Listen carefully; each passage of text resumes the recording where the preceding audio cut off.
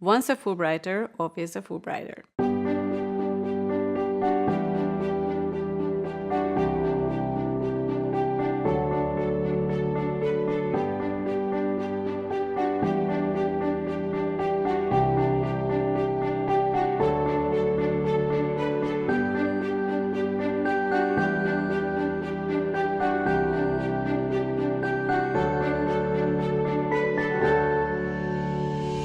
Everybody would be saying that it's a life-changing experience, so it's gotta be true. It's definitely good to have an international perspective. This is a really amazing opportunity, culturally, socially, professionally. I learned how diversity unites. Fulbright is a lot more than a simple professional community.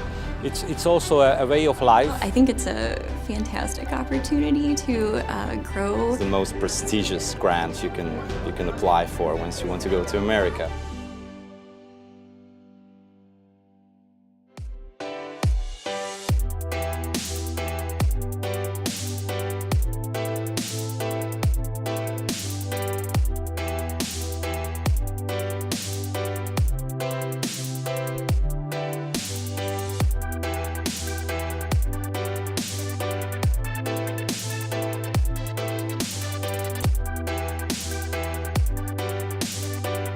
When we started the commission, I became the first chairman of the board. We had 100 Fulbrighters. We were the second largest program in Europe. Hungarian Fulbright Commission, in many ways, is quite unique.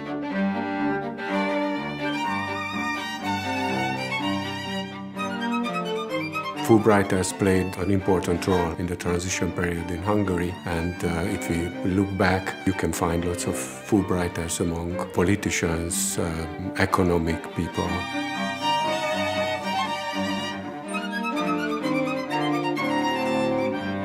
The Hungarian Fulbright Commission comes about because of really President Jimmy Carter's returning the Hungarian crown.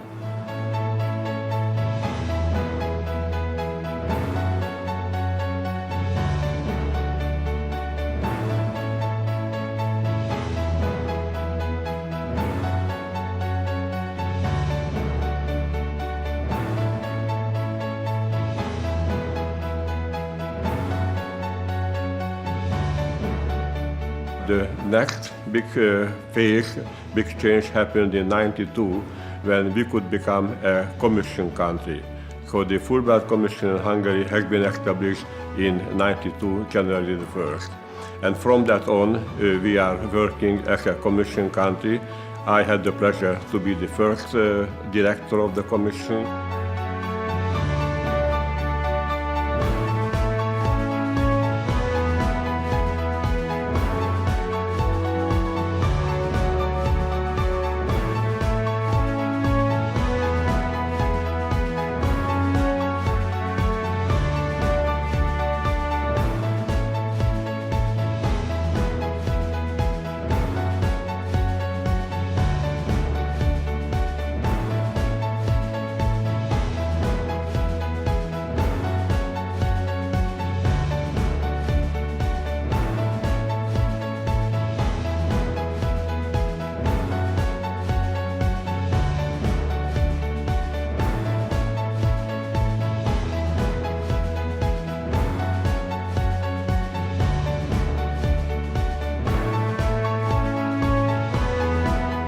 Hungary is a wonderful continuation of the same idea, of the same attitude towards both Hungarian and American grantees.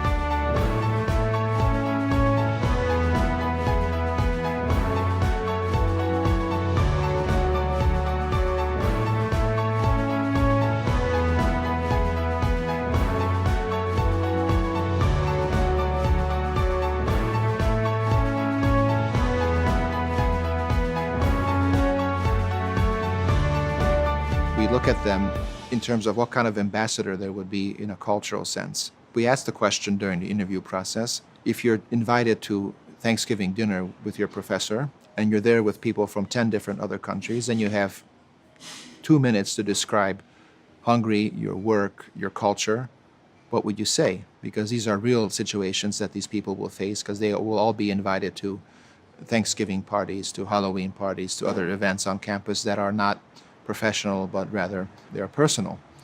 And we look at how they will represent the country, themselves, their profession, their institution.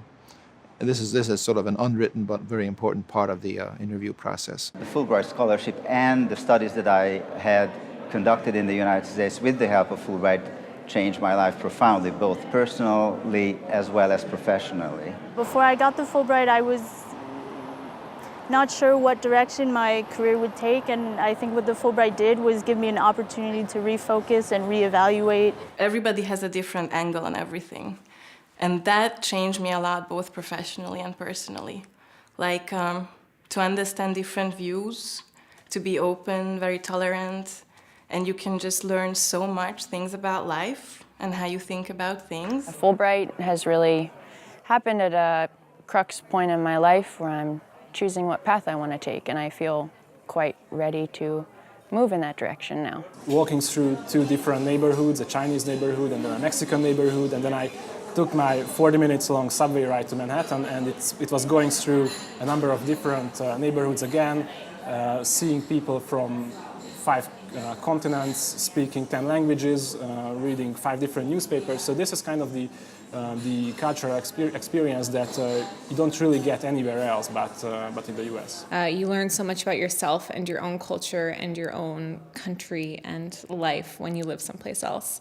And bringing back a new perspective is very helpful just in terms of understanding your place in the world at large. When you're abroad, you're representing your country, no matter what you think about it.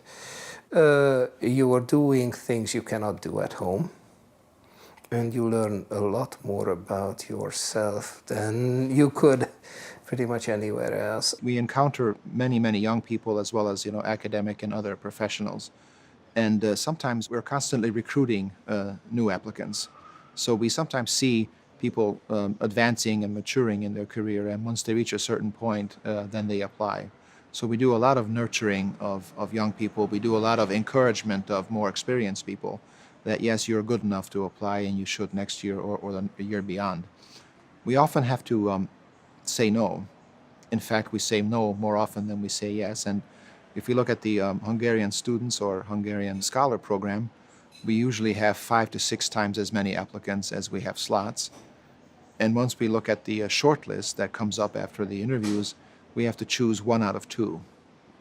And this is very difficult. When the Hungarian Fulbright Board approves of the selection decisions, the results are sent to the United States, and there is a final approval done by the Fulbright Board, and the American colleagues send notifications to grantees about the grant that they receive. After these notifications, we can get in touch with the grantees, and then frequent email communication starts. I love the Fulbright family because I think it's kind of like the organization just pre-screens people for awesomeness. So you meet a Fulbrighter from another country and they're already open-minded, outgoing, and really interested in exploring different cultures. It's always humbling to be in a room full of Fulbright scholars because you are the best and the brightest, and this is a big event for the U.S. government because having you here means that we have successfully found the best and the brightest to continue in the tradition of Fulbright. So thank you and congratulations for being here.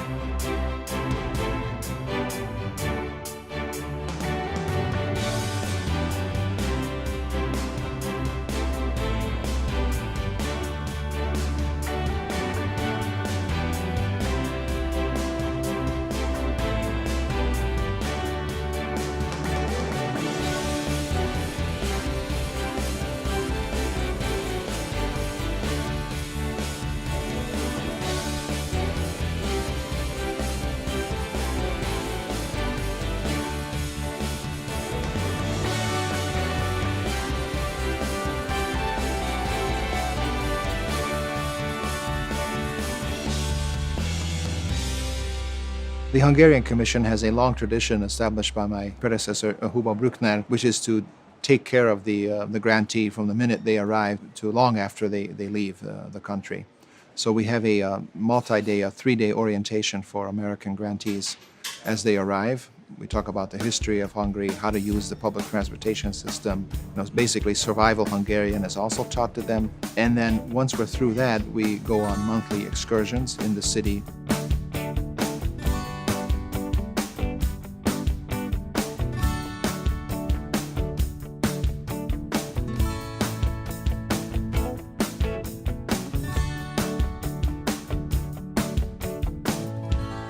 During the nicer weather, we go out to the countryside, often visiting grantees at their place of work. We go to the larger Fulbright cities such as Debrecen, Szeged, Pécs, where grantees are welcome and very well taken care of.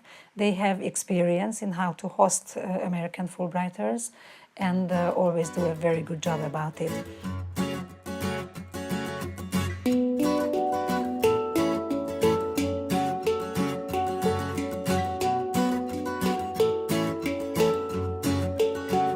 We are standing here in the Regional Library of Pécs because it was the starting point of my Fulbright story. This is my design, this cover, and I was asked by the Hungarian-American Fulbright Committee to show this and to talk about it for the American grantees.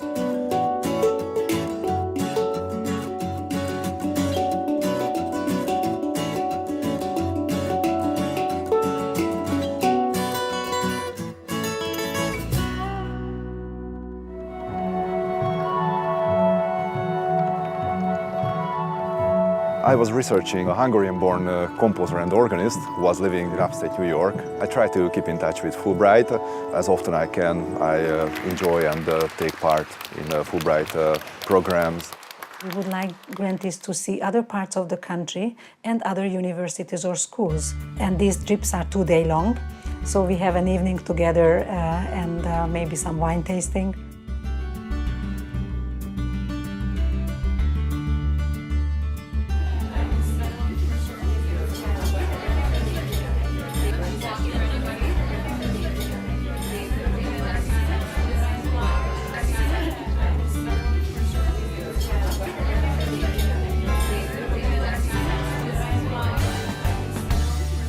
We organize roadshows, and this is when our executive director goes to several universities in Budapest and in the countryside, and he is talking about the scholarship opportunities for the students, scholars, so university teachers and researchers. What are the categories they can apply for? What joint scholarships we have with several US universities, and what is the application process like? What is the selection process like? One of the reasons why I'm aiming to go to the US and to Columbia, because this is the capital of the decision-making research where I could learn much more. Go to the United States means that you are going to the #1 place in most of the sciences. European culture is very much appreciated in the United States. This time I was studying data journalism and investigative journalism. Especially data journalism is a very new thing that journalists are just getting into and learning. The US is really a hub for this, and that's where you can learn from the best. Emergent family therapy is originated from California, so this is the best place to study this profession, and I'm really grateful for the great professors and the special trainings that I could be part of. The most rewarding and what I'm the most grateful to Fulbright is that the topic itself, the research topic of American Indian and contemporary American Indian cultures and issues of sovereignty are impossible to research in a different place. I could see many different animals, for example, bisons, from very close, just hand-touching distance. And this is some kind of an experience. Then pronghorn antelopes and many different kinds of animals you wouldn't see in Europe.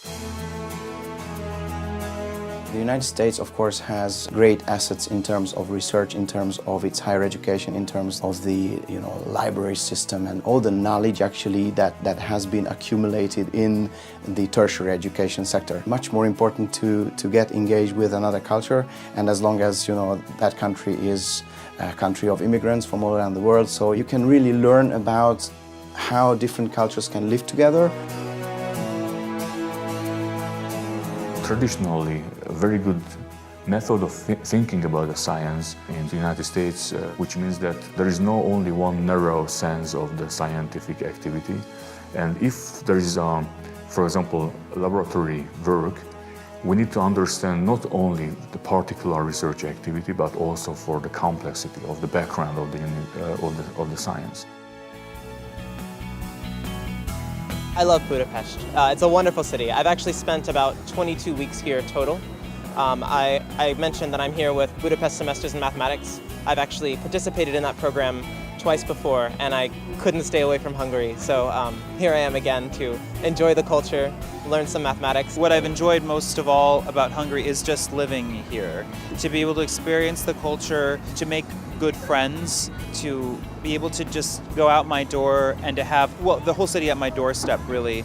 And to have that opportunity every day there's just really no words to describe. Now I love sajtos pogása. It's my favorite food and I won't eat anything else. I'm kidding. But yeah, it absolutely did. I'm very open-minded. I mean, I was before, but now I see the world, I guess, as bigger, and I want to continue to explore and do more research throughout the world. Anyone who's considering a trip to Central Europe, that they had Budapest onto their itinerary, we just loved it. The food, the wine. We made great friends at both of our workplaces. Well, I have come back a number of times, so I think that speaks a little bit about how much I love Hungary. People at home ask me, are you sure you're not Hungarian? And I say, no, I don't have an ounce of blood in me that's Hungarian, but the people are wonderful, and I think the resources here are things that I can't get at home. Certainly the prehistoric artifacts we don't have of the same depth and the same age. Hungary is like a second home to me. When I see news on TV or in the newspapers, when I hear that something has happened in Hungary, the Danube floods, or somebody is hurt, some community is being affected by something political, the EU, it matters to me. I'm not a citizen, I don't have family here, but Hungary has left such an impression on me that I feel like this is important. My feeling about my time in Budapest has been a positive one. Everything that I started out to do, I accomplished. And it has even motivated me to continue this work somewhere else, even back home, and probably for several years to come, because it's a topic that is slowly becoming widespread, but I think it needs much more dissemination throughout the world.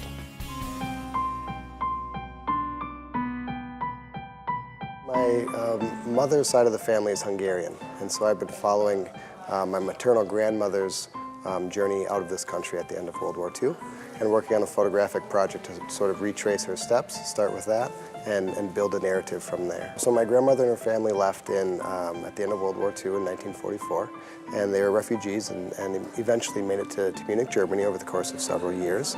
And there my grandmother met a man named Paul. They fell in love and became engaged. And when my grandmother left for the United States with her family, she found out that she was actually pregnant with my mother. And her and Paul communicated, but were never able to reunite and sort of start lives together in the United States. So there's this missing piece of my family that I've been sort of studying and researching and making photographic work about. I'm here in Hungary on a Roma initiative project. I'm teaching English to Roma students here at Gandhi High School and also at the University of Page. At Columbia University, I was focusing on researching the modern forms of racism for my PhD thesis that I wrote about the media representation of the Roma in Hungary. Hungary is the heart of Europe, so there's a lot of movement happening, a lot of political things happening. It's a really interesting place to be. A lot of Roma initiatives happening also in Europe, which I'm really excited to be a part of. Fulbright gave me a great help in becoming a well-equipped scientist. And I'm not only thinking about accessing the valuable resources in the US during my researches, but mainly about becoming the member of the Fulbright network. Here I've really got to learn a lot about the different groups, how they identify, how they don't identify, their language backgrounds as well, and it's been a very, very illuminating experience. I encourage all those Roma students who've been thinking about becoming an expert in their field to apply to Fulbright scholarship, because Fulbright's mission is to support the future intellectuals of the society. And this includes the supporting and raising awareness to equal chances. You know, I think that family is a good way to describe the Fulbright community. I really felt like well taken care of and included and very well provided for in terms of helping me meet the right people to do the project that I was doing, even though my project being about Hungarian Cigány zene was very difficult to meet the right people, but the Fulbright family helped me and supported me the whole time, so that was great. Fulbright can give you an opportunity for life which no other exchange program can give you.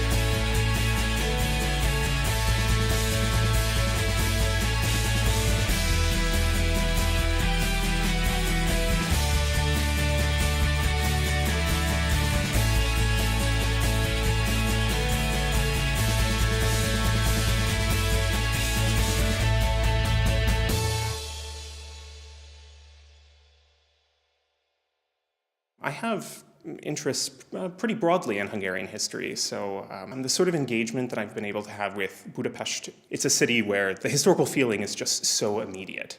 The radios shout hoarsely of new deals, of freedom and of justice due to man. But here, my tortured body only feels the million lashes of foul Moscow's plan. From Vats to Peking, all the slaves make din. Beware, beware, through the entire world that wall up every window tight with tin. Touching history that has happened right here. And so the front of this building is littered with the marks from gunfire, and it's really impressive. What looks like just marks in a building, but really where people would have fought for their lives or been afraid for their lives.